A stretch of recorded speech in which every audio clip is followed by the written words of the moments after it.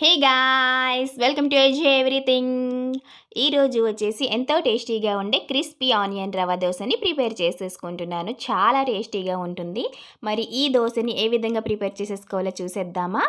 ముందుగా అయితే ఒక లోతుగా ఉండే పాత్రను తీసుకోండి. అందులో ఈ గాజు గ్లాస్తో నేను ఇక్కడ కొలతనైతే తీసుకుంటున్నాను.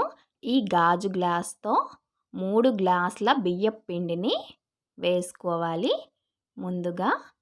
తర్వాత వచ్చేసి అదే గ్లాస్తో హాఫ్ గ్లాస్ మైదా పిండిని కూడా వేసేసుకోవాలి. చూస్తున్నారుగా, నేనైతే ఇక్కడ ఈ గ్లాస్తో క్వాంటిటీ తీసుకుంటున్నాను. తర్వాత వచ్చేసి అదే గ్లాస్తో ఒక గ్లాస్ గోధుమ పిండిని కూడా వేసేసుకోవాలి. తర్వాత వచ్చేసి ఉప్మా రవ్వని కూడా 1 గ్లాస్ వేసేసుకోవాలి. ఇప్పుడు ఇందులో 2 టేబుల్ స్పూన్ల శనగపిండిని కూడా వేసుకోండి. ఇది మాత్రం 2 టేబుల్ స్పూన్ వేసుకుంటున్నాను, గ్లాస్ క్వాంటిటీతో అయితే కాదు. తర్వాత వచ్చేసి టేస్ట్కి తగ్గ సాల్ట్ వేసుకోండి. తర్వాత హాఫ్ టేబుల్ స్పూన్ జీలకర్రను కూడా ఇందులో వేసుకోండి. తర్వాత పచ్చిమిరపకాయ ముక్కలను కూడా వేసుకోండి. మీకు కొంచెం స్పైసీ ఎక్కువ కావాలంటే కొంచెం ఎక్కువగా పచ్చిమిర్చి వేసుకోండి. అల్లాన్ని కూడా సన్నగా కట్ చేసుకొని వేసుకోండి. చాలామందికి ముక్కలుగా కట్ చేసుకొని వేసుకోవడం ఇష్టం ఉండదు. అది నోటికి తింటూ ఉంటే వస్తూ ఉంటే నచ్చదనమాట. నేనైతే ఈ విధంగా గ్రేడ్ చేసేసుకున్నాను. ఈ విధంగా గ్రేడ్ చేసేసుకోవటం వలన నోటికి ఎక్కడ తగలదండి. చక్కగా మనం తినేసేయొచ్చు కూడాని. ఇప్పుడు ఇందులో కొంచెం కొంచెం వాటర్ వేసుకొని చక్కగా మిక్స్ చేసుకోండి. ఒకేసారిగా అయితే వాటర్ వేసుకోవద్దు. ఒకేసారిగా వేసుకోవటం వలన ఉండలుండలుగా కట్టేస్తుంది. మనం కలుపుకోవడానికి ఈజీగా ఉండదనమాట. కొంచెం కొంచెం వేసుకొని పేస్ట్లా చేసుకుంటూ దోసల పిండి మాదిరిగా ప్రిపేర్ చేసేసుకోండి.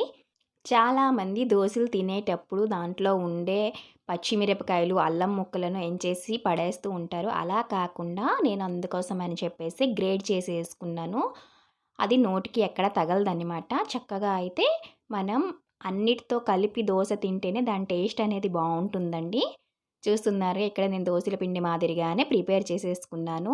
మనం దోశలు వేసేటప్పుడు ముందుగా ఈ పిండిని కలుపుకొని కిందకి పైకి చక్కగా కలుపుకొని దోశలు వేసుకోండి. లేకపోతే అడుక్కి అనేది నూక అన్నీ కిందకి వెళ్ళిపోతుందనమాట. పైకి వాటర్ అంతా వచ్చేస్తుంది. చూస్తున్నారుగా, మనం కలుపుకోకపోతే పైకి ఈ విధంగా పచ్చిమిరపకాయలు అన్నీ తేలిపోతుందనమాట. తర్వాత వచ్చేసి ఇప్పుడు స్టవ్ వెలిగించి ప్యాన్ పెట్టుకొని ప్యాన్ హీట్ ఎక్కిన తర్వాత అందులో ఆయిల్ని అప్లై చేసేసుకొని కాస్త వేడెక్కిన తర్వాత దోశలు మనం వేసుకునే మాదిరిగానే దోశలను వేసేసుకొని దానిపైన సన్నగా కట్ చేసి పెట్టుకున్న ఉల్లిపాయ ముక్కలను వేసుకొని దానిపైన కొంచెం పైకి ఆయిల్ అనేది వేసేసుకొని చక్కగా గోల్డెన్ కలర్ వచ్చేంత వరకు చక్కగా ఫ్రై చేసుకోవాలన్నమాట. చూస్తున్నారుగా, ఎంతో టేస్టీగా ఉండే క్రిస్పీ ఆనియన్ రవ్వ దోశ అయితే రెడీ అయిపోయింది. మరి మీకు ఈ వీడియో నచ్చినట్లయితే లైక్ చేయండి, షేర్ చేయండి, సబ్స్క్రైబ్ చేసుకోండి.